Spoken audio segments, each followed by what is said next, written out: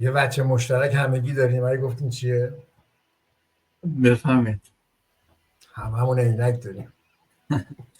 سلام خدمت همه دوستان عزیزی که وقت میگذارن و با حوصله به لایف های ما توجه میکنن. من علی تقدسی هستم از تورنتوی کانادا که مدت 7 ساله به این کشور مهاجرت کردم. امروز میخوایم به اتفاق همکارانم درباره یکی از مهمترین موضوعهای روز صحبت کنیم. چه کار کنیم که تو بازی با هوش مصنوعی بازنده نباشیم؟ موضوعی که در واقع به طور مستقیم به آینده شخصی، کاری و حتی کیفیت زندگی هر کدوم از ما وصل شد. راستش این موضوع فقط یه عنوان جذاب بحث نیستش، یه واقعیت جدیه.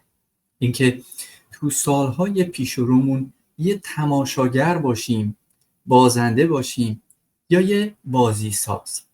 میخوام از دنیای حرف بزنم که خیلی ها فکر میکنن هنوز شروع نشده، اما حقیقت اینه که ما همین الانش هم وسطش وایسادیم، وسط یه تحول بزرگ، مثل زمانی که برق اومد، مثل وقتی که اینترنت وارد زندگی های ما شد. با این تفاوت که این بار سرعت تغییرات شبیه سرعت دویدن نیستش، یک سقوط در واقع آزاد هستش. یکی از اون دوره‌هایی هستیم که اگه فقط یه چند لحظه چشممون رو ببندیم، وقتی بازش میکنیم میبینیم خیلی عقبی. این روزها اسمش رو گذاشتن هوش مصنوعی، اما واقعیت اینه که ما فقط با یه ابزار ساده یا یه تکنولوژی تازه روبرو نیستیم، با یه رقیب روبرو هستیم و از همه مهمتر شاید بگم با یه آینه روبرو هستیم. آینه ای که دقیقاً نشونمون میده کجای مسیر وایستادیم، چقدر توانمندیم و چقدر سریع میتونیم خودمون رو با جریان‌های جدید سازگار کنیم. خیلی از هوش مصنوعی میترسن چون فکر میکنن قرار جای انسان رو بگیره، اما واقعیت اینه که هوش مصنوعی فقط جای آدم‌هایی رو میگیره که سالها پیش هم از رقابت کنار کشیدن و فقط کارهای تکراری انجام میدن. البته همیشه همین بوده.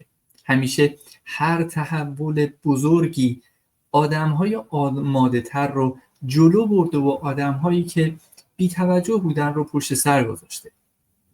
سوال این نیستش که هوش مصنوعی چه کار میکنه. سوال اینه که ما قراره چه کار بکنیم. آیا میخوایم فقط یه تماشاگر باشیم یا قراره که بفهمیم چطور از همین چیزی که خیلی ها ازش میترسن استفاده کنیم و تبدیلش کنیم به یه نقطه قوت برای خودمون. ببینید ما وارد دوره‌ای شدیم که دیگه مهم نیست چقدر سرمایه داری، کجا زندگی میکنی و چقدر سنته. مهم اینه که چقدر دوست داری یاد بگیری، چقدر انعطاف پذیری داری و چقدر آماده ای که نسخه قدیمی خودت رو به نسخه بروزتر تبدیل بکنی. هوش مصنوعی مثل هر بازی قوانین خودشو داره. کسی میبره که زودتر قوانین رو بفهمه، نه کسی که بلدتر باشه. تو این بازی برنده کسیه که به روز میمونه، نه کسی که بیشتر تجربه داره. موضوع لایو امروز ما میخواد بگه که چطور میتونیم باهوشتر از قبل تصمیم بگیریم. قرار نیستش که کسی رو ما قانع بکنیم، قرار نیست بگیم حتما این کار رو بکنیم. فقط میخوام چشمامون رو به واقعیت ها باز کنیم. اگه تا چند سال پیش بزرگترین سرمایه یه نفر پول یا تجربه بود، امروز بزرگترین سرمایه انسان توانایی بروز شدن و بلد بودن کار با ابزارهای جدیده. هوش مصنوعی جای انسانهایی رو میگیره که نخواستن خودشون رو آپدیت بکنن. از طرفی قدرت میده به اون انسانهایی که حاضرن حتی یه قدم هم شده جلوتر از دیروز خودشون بردارن. ممنونم از حوصله‌ای که به خرج دادید و از بقیه همکاران هم میخوام ادامه بحث رو داشته باشم. مرسی. سلام، من آذر هستم از هلند. خیلی ممنونم علی آقای عزیز و گرامی از توضیحاتی که دادین. واقعا دیگه هیچ کدوممون نمیتونیم چشمون رو ببندیم روی این که بگیم که نه بابا هوش مصنوعی ربطی به ما نداره یا اینکه نمیتونه جلوی چیزی رو بگیره. چرا؟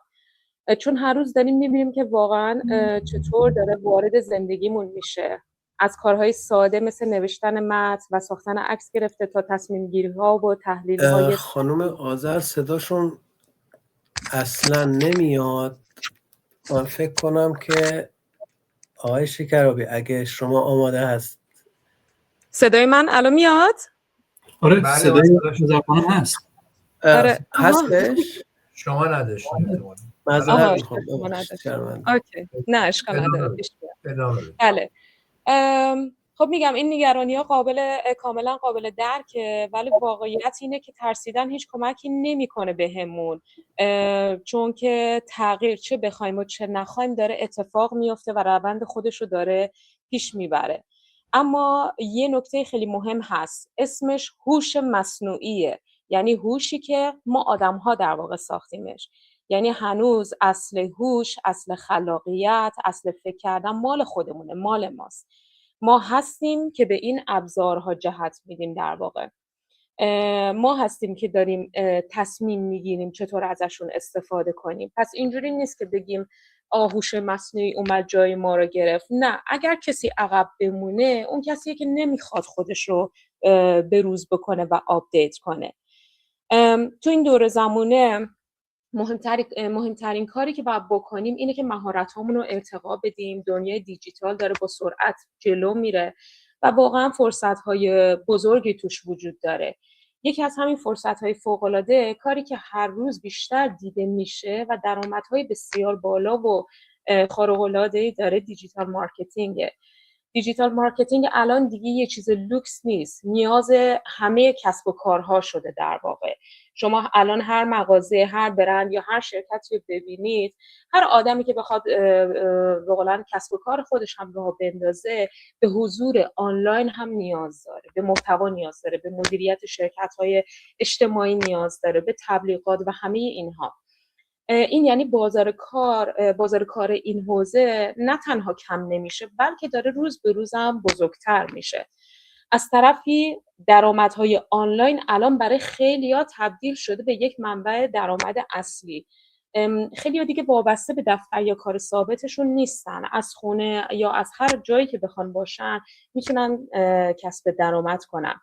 و نکته مهم اینجاست، این اتفاق فقط برای بعضی آدمای خاص نیست، برای هر کسیه که بخواد یاد بگیره، تلاش کنه، هر کسی که بخواد با تکنولوژی دوست بشه و ازش یاد بگیره. پس چه بهتره که از همین الان خودمون رو جای پای خودمون رو جای محکم بذاریم، جایی که هم یادگیری داره، هم رشد داره و هم آینده داره و هم درآمد خوب که همگی بهش احتیاج داریم تو این دور زمونه. جایی که بتونه بهمون مهارت‌های دیجیتالی یاد بده، مهارت‌هایی که همه دنیا دارن به سمتش میرن.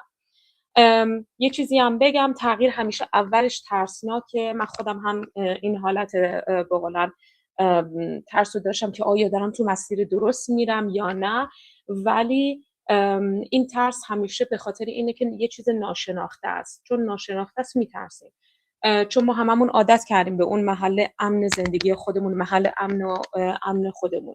اما برای یه بارم که بخوایم قدم بذاریم، به بیرون بریم و شروع کنیم، میبینیم این تغییر چقدر قشنگه، چقدر ارزشمنده و میتونه زندگی رو بهتر بکنه. پس همراستا شدن با تکنولوژی یعنی عقب نیافتادن، یعنی اینکه به جای ترسیدن از فرصت‌ها استفاده کنیم و اینه که قدرت واقعی انسان بودن رو بتونیم به کار بگیریم. خیلی ممنون از وقتتون، از وقتی که برام گذاشتین و میکروفون رو میدم دست آقای شکرابی عزیز. ممنون، استفاده کردیم از حرفاتون. من مهرداد شکرابی هستم، ساکن انگلستان و صحبتامو از صحبتهای شما آذر خانم اونجا به بعد رشته کلامو به دست بگیرم ادامه بدم، به نکته خوبی اشاره کردیم. ترس. بله، ترس‌های ما همیشه ریشه در ناآگاهیمون داره، از چیزی که نمیشناسیم و آگاهی بهش نداریم میترسیم. مثل ترس از تاریکی، نمیدونیم تو تاریکی چی هست، هیچی هم اونجا نباشه ولی باز ترس رو داریم. به هر حال یک جمله معروفی هست میگه آن چیزی که ثابت است تغییر است.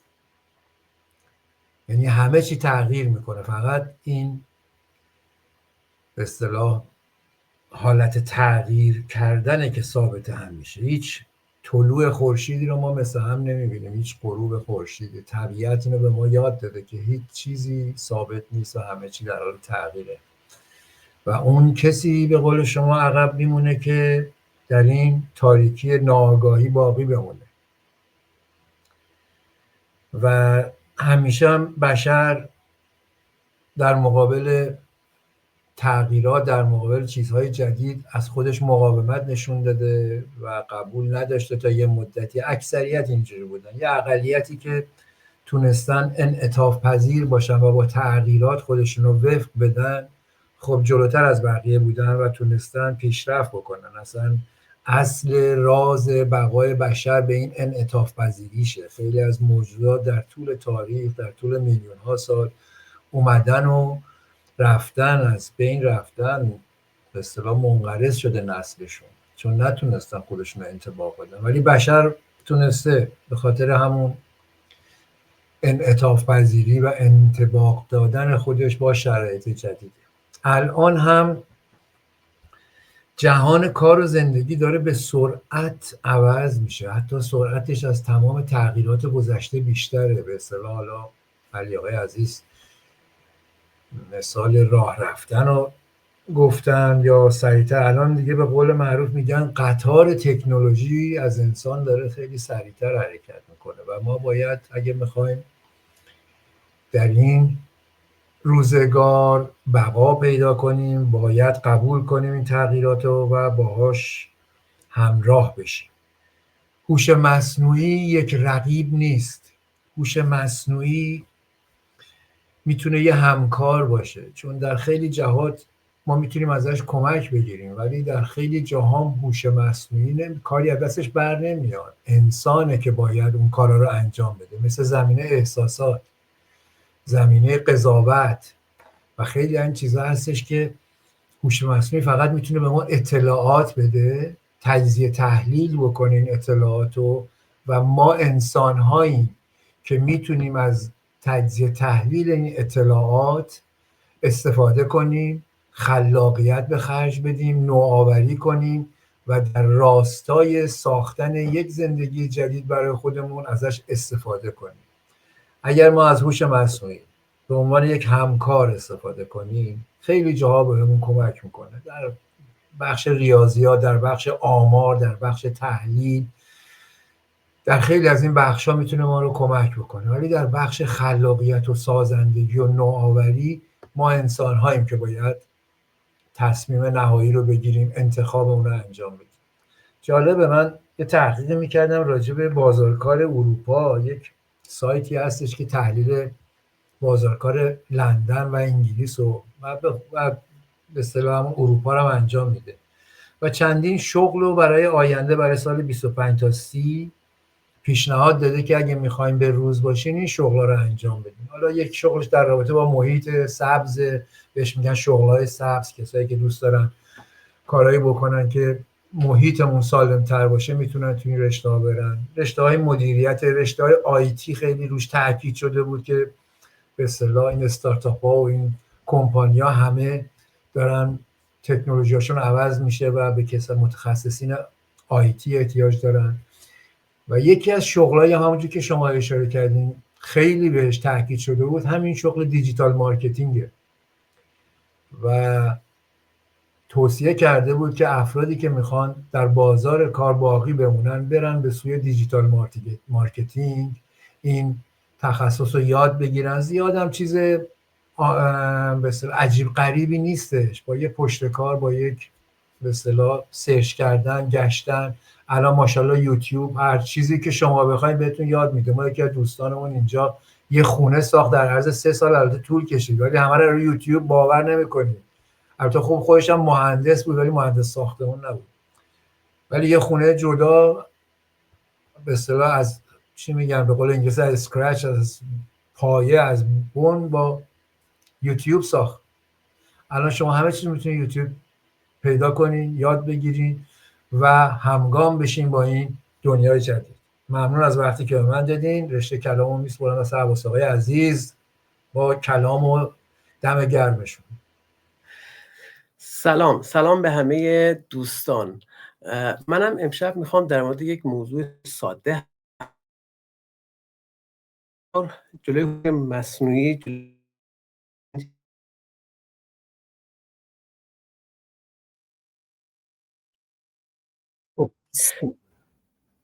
عباس آقا صدای شما قطع و وصل میشه متاسفانه. ظاهرا نیست که نت عباس آقا امشب همراهی نمیکنه. حالا باز اومدیم، بفرمایید. بله، من امروز یه جا مهمون هستم و کنار ساحل هستیم و شرمنده. امیدوارم که منو ببخشید. ما طبیعیه که در کارمون اشتباه داشته باشیم.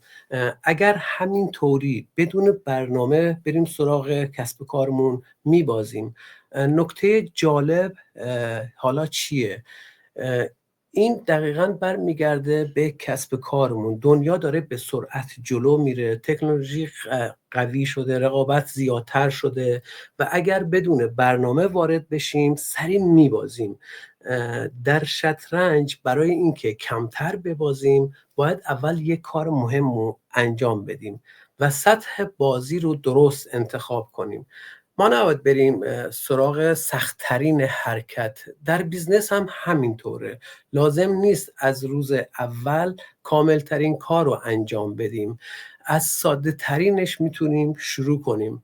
و نکته دوم، در شطرنج اگر هر دفعه یک افتتاحیه جدید امتحان بکنیم معمولاً گیج میشیم.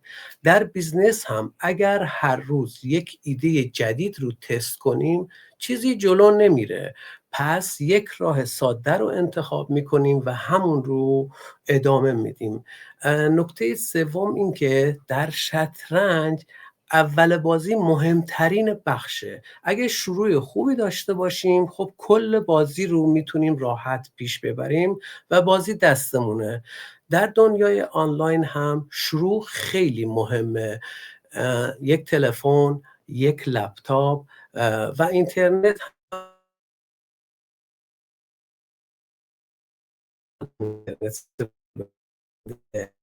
و برعکس تمام اونایی